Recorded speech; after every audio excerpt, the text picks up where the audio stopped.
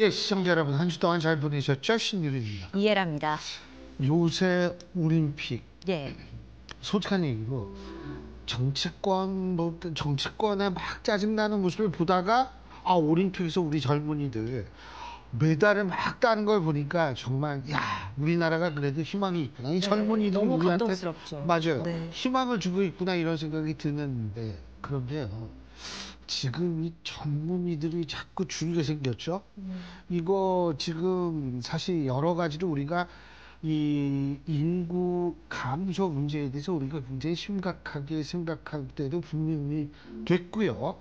또 하나는 지금 그렇게 인구 위기를 어떻게 극복할 것인가도 고민을 해야 되고, 다른 한편은 이게 인구만 얘기해서 끝나는 게 아니거든요. Artificial Intelligence, 이 아이라고 얘기를 하는 이것이 또 이 많은 사람들의 직장을 없애는 거 아닌가? 그러면은 야, 이거 임금을 준다고 그러는데 이거 무작정 놀려야 되나? 이런 생각도 하게 되가 복잡한 게 있어요. 우리는 그런 생각 사실 요새 해봐야 됩니다. 네. 예. 지금 이제 교수님 얘기해 주신 게 결국에 이제 단어와 주문을 지으면 저출생과 인구 감소, 우리 AI, 우리 이제 산업의 또 새 장을 열고 있는 AI에 대한 얘기까지 해주신 거거든요. 국회 내에서 굉장히 이것과 관련해서 어젠다를 내시고 목소리를 내시는 분이 있어서 오늘 모셨습니다. 국회 여가위원장 맡고 계신 국민의힘 이인선 의원과 함께하도록 하겠습니다. 의원님 안녕하세요. 네, 안녕하세요. 안녕하세요. 예.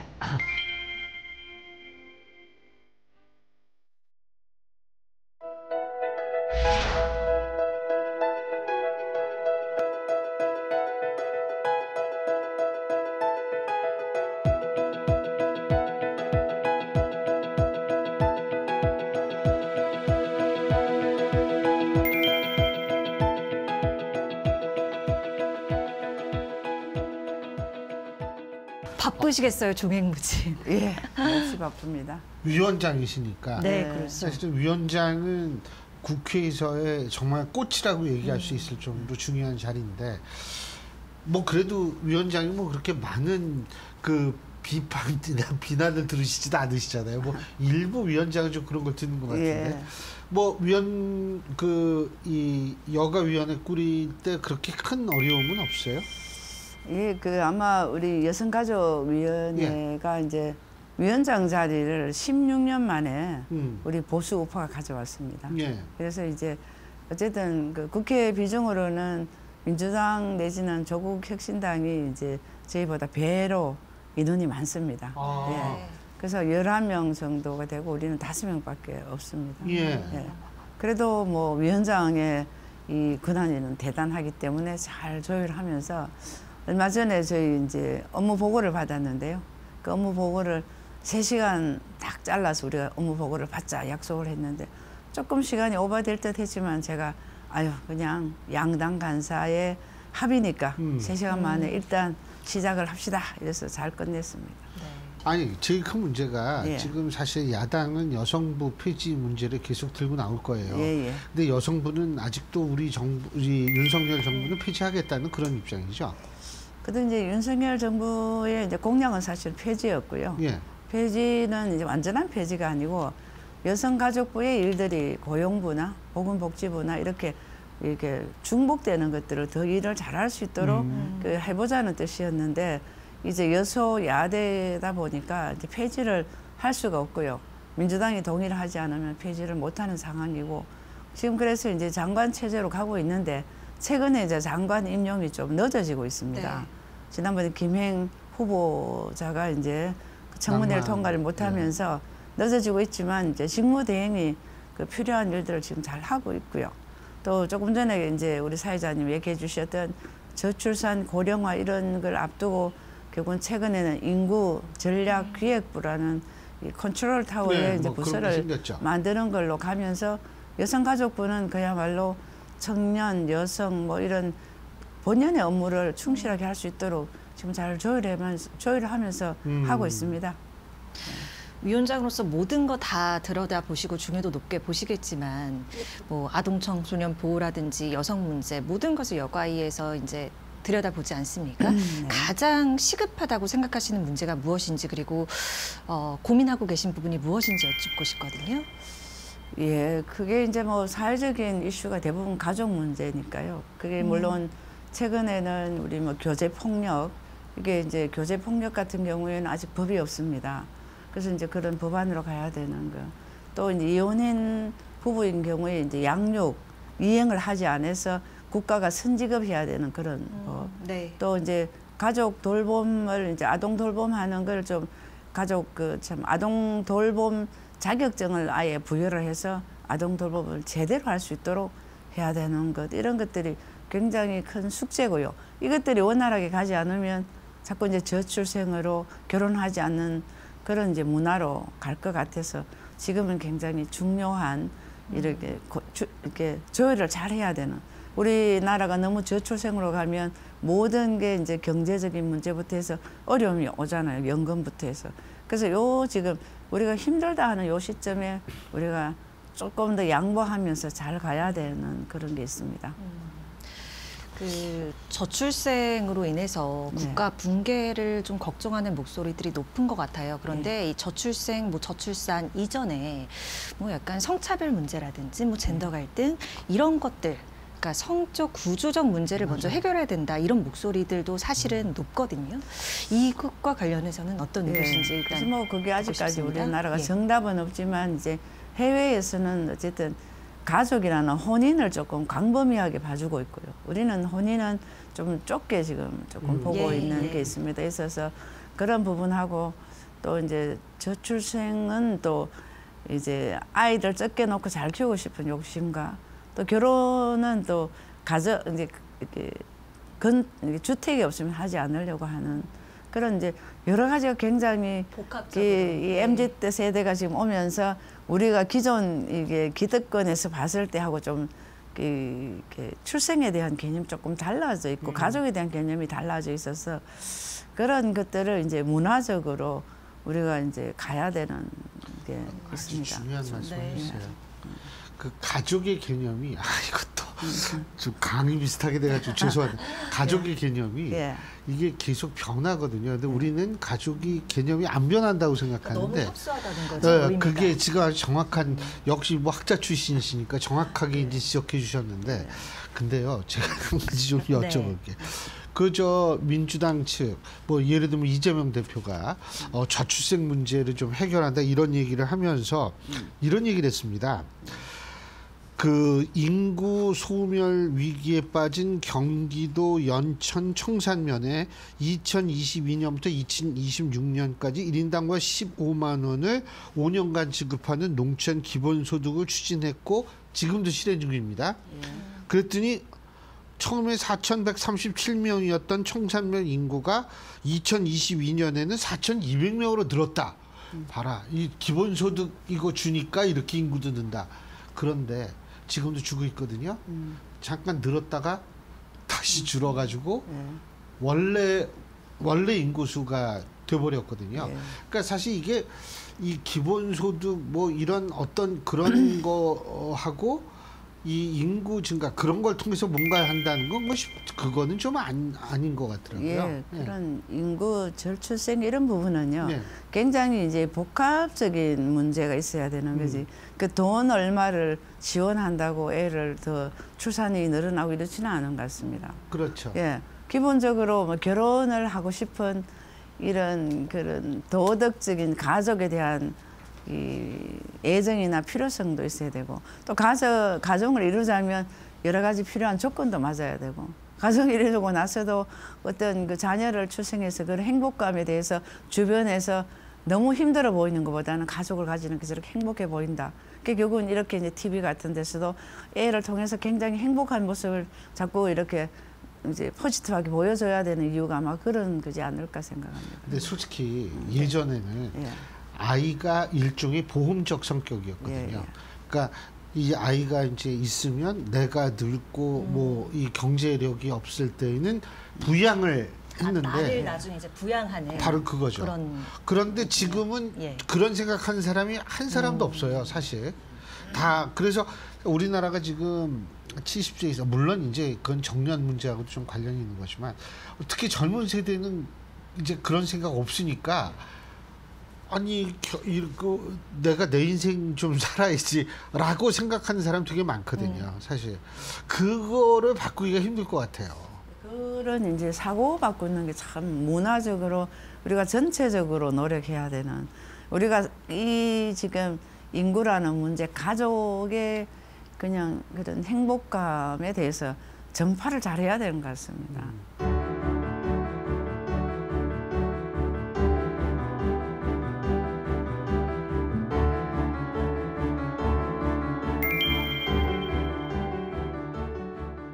위원장님이 이렇게 뭐 인구 문제든 저출생 문제든 모든 것을 들여다보시는데, 또 제가 바쁘시겠다라고 말씀을 드린 게 이 AI 산업 쪽에도 회장을 맡고 계시잖아요. 저희가 또 예. 이데일리 TV가 공식 미디어 파트너사로 함께 또 저희가 하고 있거든요. 예. 네. 결성하시게 된 계기가 있으세요? 원래 관심이 많으셨어요? 예, 그 이제 AI라는 게 제가 대구경북과학기술원 원장을 하면서 이런 이제 미래 기술에 대해서 관심을 많이 가지게 됐고요. 예. 국회에 막상 와서 보니까 21대 제가 후반기에 왔잖아요. 보글로요. 와서 21대 후반기에는 제가 산업자원통상중소벤처부에 제가 위원회를 했고요. 이쪽에서는 이제 과학기술방송통신에서 AI라는 부분을 다루어야 됩니다. 그런데 이제 이 지금 우리 국회에도 문제가 되는 게, 얼마 전에도 봤지만 방송통신위원장 문제로 과학기술이 한 그 이슈가 되질 않습니다. 예. 그러다 보니 21대에 이미 AI 법이 우리가 통과가 됐어야 되는데 그 법안을 올려놓지도 못했던 거예요. 그래서 22대가 지금 막 왔는데, 제가 보니까 이게 지금 굉장히 이게 전반적으로 위급하다, 급하다고 생각했던 건, AI라는 게 우리 어쨌든 지금 챗 GPT는 이렇게 지금 우리 통해서 지금 AI 이미 우리 실생활에 깊게 와 있습니다. 이것들이. 그래서 이런 것들이 이미 우리 알지도 모르는 사이 물결처럼 다 와 있는데 부작용이 있을 건데, 그 부작용을 최대한 최소화를 해야 되는, 부작용에 대한 최소화 문제, 또 이슈를 체계적으로 이렇게 다루어 놔야 되는데, 그냥 그렇게 이제 구글이나 외부에서 오는 AI를 그냥 사용하는 걸로만 우리가 막 자꾸 따라가다 보면 전혀 다른 이 우리가 노예화가 이렇게 기계에 있어서 AI라는 기계를 통해서 우리 이제 인간이 노예가 되는, 뭐랄까 꼼짝을 못하는 그런 세상이 올 것 같은 생각이 들어서 AI 포럼에 기본법이 있고요. 이제 응용할 수 있는 산업 진행, 그러니까 산업 쪽으로 보는 거, 법률적인 거, 이런 이제 의료적인 거, 이런 이 활용해야 되는 부분이 있고, 그러면 이것들이 나중에 그러면 윤리적으로 어떻게 될 건가에 대한 세 파트가 분명히 법으로 와야 되는데 지금 하나도 안 돼 있습니다. 그래서 이제 AI 포럼을 이제 민주당의 지난 21대 과방위 관사를 했던 분 조성래 의원하고 같이 제가 연구 포럼의 대표가 되고, 그 이제 책임 간사가 돼서 같이 이제 하게 됐습니다. 그 굉장히 중요한 게요. 네. 교수하실 때 학생들한테 리포트 내라고 그러고 그러셨을 거 아니에요. 예, 요새 그 소용없어요. 그렇죠.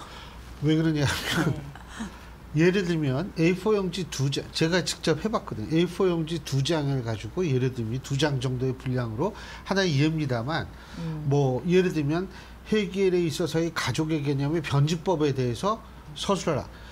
그게 얼마 걸릴 것 같아요? 진짜 2초 정도도 안 걸려요. 예. 주르르 쫙 나와요. 나옵니다. 예. 그런 상황에서 이게 리포트라는 게 이제 더 이상 뭐 과제라는 거 낼 의미가 없어지는 거 아닌가, 이런 생각이 사실 들고요. 예. 또 하나는 제가 좀 걱정되는 거는 뭐냐면, 그 우리나라에서 1,650명의 직원을 이과 같이 물건을 생산해내는 기업이 있어요. 근데 이 사장이 중국에 갔다는 거예요. 네. 자기네 물량하고 똑같은 거를 만들었는데 65명밖에 없더라는 거예요. AI 통해 가지고. 예. 이게 그래서 이게 균형을 잘 맞추는 게 굉장히 힘들 것 같아요, 앞으로. 예, 맞습니다. 그래서 어쨌든 그 AI를 통하다 보면은 우리가 이제 결국은 일자리, 노동의 변화가 오게 됩니다.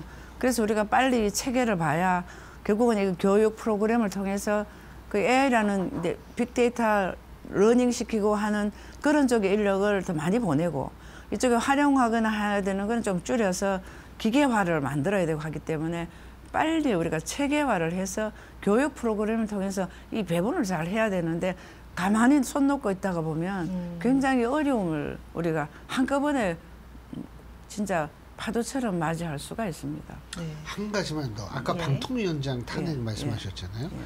근데 사실은 여권 인사들 많은 분들이 걱정하는 게 하나 있습니다. 물론 이제 위원장님께서도 아시겠지만 헌법재판소의 헌법재판관 4분이 예. 10월까지 4분이 이제 임기 만료가 돼서 그만둬요. 그러면은 4분을 새롭게 임명을 해야 되는데 야당 추천록도 물론 거기 있어요. 네. 이 국회에 통과를 해야 될 거 아닙니까? 네네. 근데 이게 통과가 안 되면 헌법재판소 공중에 뜨게 된다. 그러면 지금 이진숙 방통위원장 같은 탄핵이 지금 탄핵 소추 검토 과정에 있는 분은 무한정으로 일을 못하게 될 수도 있다라는 우려가 있습니다. 어떻게 보십니까?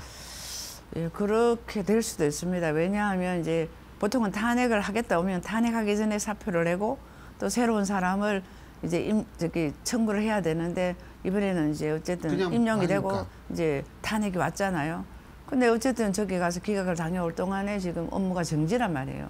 정지돼 있는 동안에 월급은 받지만 그 직무를 못하는 상황인데 거기다 헌법재판소는 또 기능이 마비가 될 또 마비가 경우에 되면 이분은 이제 언제까지 갈지도 모르겠고 글쎄 말이에요. 그래서 이제 이 탄핵이란 게 정말 꼭 필요할 때 엄중할 때 사용을 해야 되는데 너무 이제 탄핵을 너무 남발을 하다 보니까 이게 모든 분야에서 자기 소신껏 결정하기가 굉장히 어려운 게 국회라는 데서 무조건 잘못됐다고 보고 탄핵이 왔을 때 그걸 이제 그만큼 또 직무를 정지하고 또 판결을 기다리는데 재판관들 지금 이제 에러가 생기는 거죠. 그렇죠. 공색이 생기게 되니까 그런 걸 이제 굉장히 염려하면서 지금 탄핵 앞에서 간 탄핵들을 빠른 시간에 결론을 내줘야 되나 이제 그런 이제 참 그게 문제예요.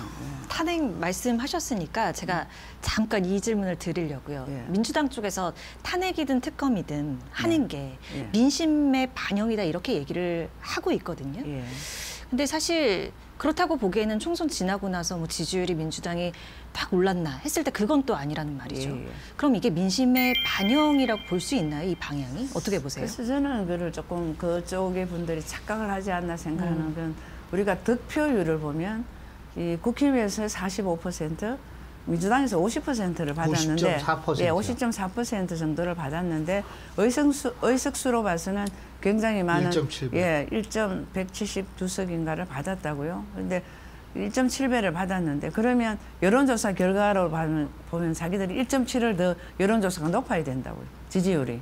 네. 근데 그렇지 않고 오히려 같거나 지금 더 낮거든요. 그러니까 결국은 사람들은 이 지금 가고 있는 이런 행태를 결코 지금 민생이라고 보고 지지하지 않는 상황인데 그러니까 막연하게 우리는 민생에서 민심이 우리를 도왔기 때문에 민심으로 간다 이러고 자꾸 이제 밀어붙이는 게 결국은 굉장히 그 지금 현재 수치로 봤을 때 그 수치가 아니라는 걸 깨달아야 되는데 제가 봐서는 그렇잖아요. 45대 50.7인가 이었으면 그 비율에서 봤을 때 지금 여론조사의 결과가 자기들 조금 높거나 같거나 더 낮거나 요 왔다 갔다 하는 수치였지만 의석수로 보면은 훨씬 더 의석수가 많다고요.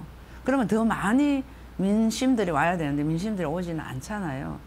그래서 이렇게 잘 해석을 하셔야 될 텐데 이게 자꾸 민심이라는 이유로 자꾸 이렇게 밀어붙이면 우리 실제로 국민들의 마음은 어떨까? 45대 50 예를 들면 45대 50을 줬는데 이 양반들은 그걸 1.7배를 받았다고 자꾸 생각하고 밀어붙이는 게 결국은 굉장히 어려움이 올 것 같은 생각이 듭니다. 아까 얘기로 돌아가서 위원장님께서는 저출생 문제에서 파생되는 이민의 필요성에 대해서 어떻게 생각하십니까?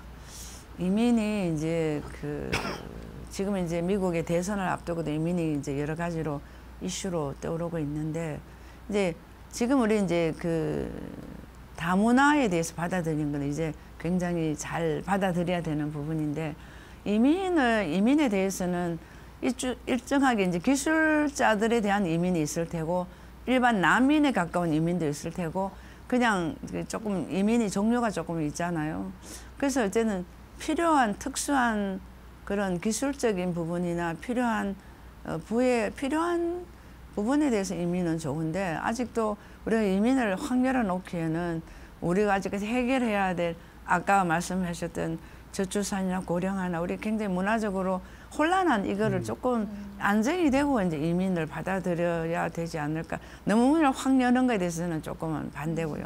다문화에 대해서는 우리가 일정 부분 이제는 한 그 지구인이라고 생각하고 글로벌하게 안고 가야 되는 부분이라고 생각합니다. 다시 AI 얘기를 잠시 돌아와서요, 예, 예. 위원장님. 어떤 새로운 법 만들고 뭐 산업에 대한 어떤 걸 만들면 이게 약간 반자굴처럼 규제 이런 얘기가 나오니까요. 예. AI 관련해서는 그런 현황이 좀 어떤지 궁금하고, 그리고 뭐 산학계, 연구단체, 시민단체 협력을 굉장히 잘 해야 될 분야라고 생각이 들어요. 현황은 어떤지 지금 괜찮습니까? 소통이 잘 됩니까? 이제 소통이라기보다는 이게 새로운 기술이니까 네. 그냥 사람들이 다 이 기술을 이제 궁금해하고 활용해야 되고 앞다투어서 이 기술에 대해서 알고 싶어하고 이런 이제 상황이고요. 네. 그래서 어쨌든 이거를 활용하는 데는 산업계란 말이에요. 제일 먼저 가야 될 게. 근데 산업계는 결국 가만히 두면 대기업 중심으로 가게 됩니다. 그래서 이제 중소기업이나 스타트업들이 잘 갈 수 있도록 R&D로 이제 AI 부분을 활용할 수 있는 작은 부분들을 할 수 있도록 이제 도와줘야 되는 게 하나가 있고, 또 이제 시민단체 입장에서는 우리가 개인정보에 대해서 너무 우리가 막으면 사실 AI가 우리 스스로 우리나라가 발전할 수 없고 오히려 중국이나 미국이나 다른 나라에서 앞서갈 수 있습니다. 그래서 시민단체를 설득해서 우리가 개인정보를 가릴 부분은 다 가리고 기본적으로 필요한 그 데이터만큼은 쓸 수 있는 거를 설득을 하고 설명을 해야 되지. 그냥 이 일반 시민단체에서는 무조건 개인정보 보호에 대해서는 사용해서는 안 된다고 이제 생각을 하고 있기 때문에 그런 소통해야 될 부분이 아직은 많이 남아 있습니다.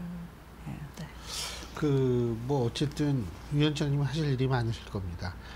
뭐 일반 사람들이 AI, 이 인공지능이라고 했을 때 제일 걱정하는 부분은 야 이거 5년 지나면 내 직업 없어지는 거 아니야? 네. 이런 부분이거든요.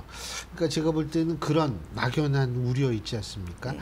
그리고 그 걱정 실제로 닥치게 될지도 모르죠. 하지만은 불필요한 걱정을 좀 이렇게 하실 필요가 없게끔 정치권이 더 잘 설명해 주는 역할 이런 것도 굉장히 좀 중요할 거라고 생각이 돼요. 예. 예. 맞습니다. 그래서 일단은 뭐 이렇게 국회는 규제를 할 수 있고 예. 다시 풀어줄 수도 있는데, 그래서 제가 이제 국회에서 AI 포럼이란 걸 22대 들면서 빨리 와서 이렇게 같이 앉아서 유일하게 우리 포럼이 이 타당이 굉장히 관심을 많이 가집니다. 지난번에도 아침에 이제 7시 반에 토론회 이렇게 아침 세미나를 열었는데 예.